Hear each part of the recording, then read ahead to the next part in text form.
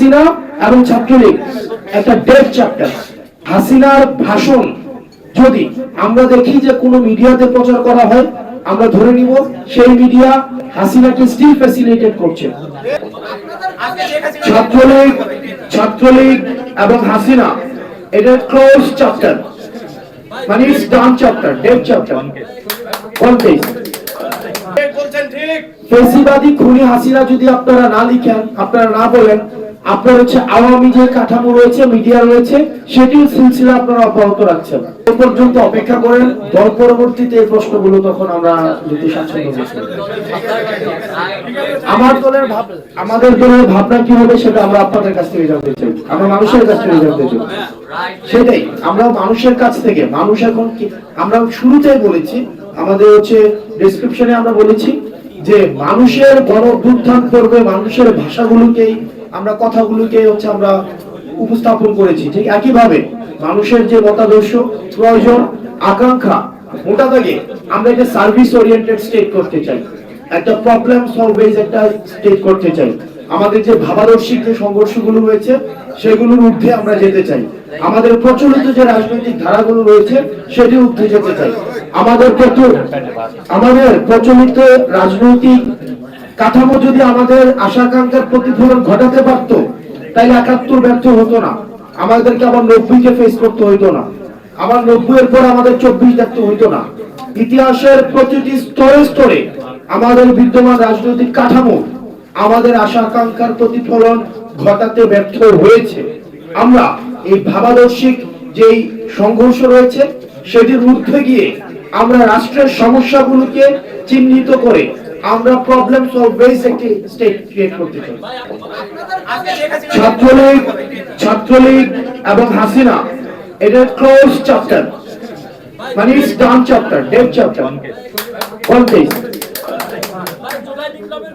আমি আসতেছি।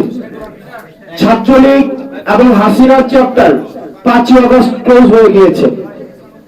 ছাত্রলীগ এবং হাসিনা যদি প্রাসঙ্গিক থাকতোই ৫ই আগস্ট পালাই যেতে হতো না। আর আপনারা মিডিয়া যারা আছেন, মিডিয়া বিভিন্ন কারণে আমার উপর ক্ষুব্ধ বিভিন্ন বিষয়ে, আপনারা মিডিয়া যারা আছেন, আপনাদেরকে এখনো দেখি আপনাদের হচ্ছে যে ভাসুরের নাম মুখে নিতে কেমন যেন লাগে।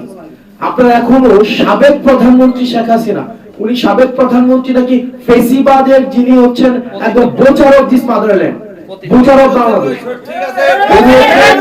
এই বাংলাদেশের হচ্ছে বোচার।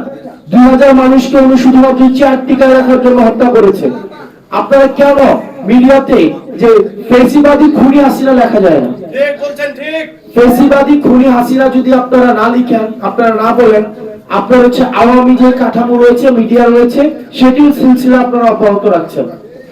সুতরাং এই যে আমরা এই হাসিনার চ্যাপ্টার ৫ই আগস্ট ক্লোজ করে দিয়েছি, ছাত্রলীগের চ্যাপ্টার ৫ই আগস্ট ক্লোজ হয়ে গিয়েছে। ৫ই আগস্ট পরবর্তী বাংলাদেশে আমাদের ফেসিবাদ বিরোধী যে রাজনৈতিক দলগুলো রয়েছে তাদের সাথে আমাদের মতের পার্থক্য হবে, কথার পার্থক্য হবে, তাদের সাথে আমাদের রাজনৈতিক বিভিন্ন বিষয়ে আমাদের মত পার্থক্য হবে। একই টেবিলে বসে আমাদের দ্বিমত প্রকাশ করব, আমাদের মধ্যে বিভাজন থাকবে, কিন্তু একটা জায়গায় স্পষ্ট, হাসিনার পুনর্বাসন, ফেসিবাদের পুনর্বাসন কোন রূপে, কোন মতের মাধ্যমে, কোন পথের মাধ্যমে, কোন ব্যবসায়িক শ্রেণীর মাধ্যমে, কোন মিডিয়ার মাধ্যমে এই বাংলাদেশ আর কখনোই হতে দেওয়া হবে না। সেক্ষেত্রে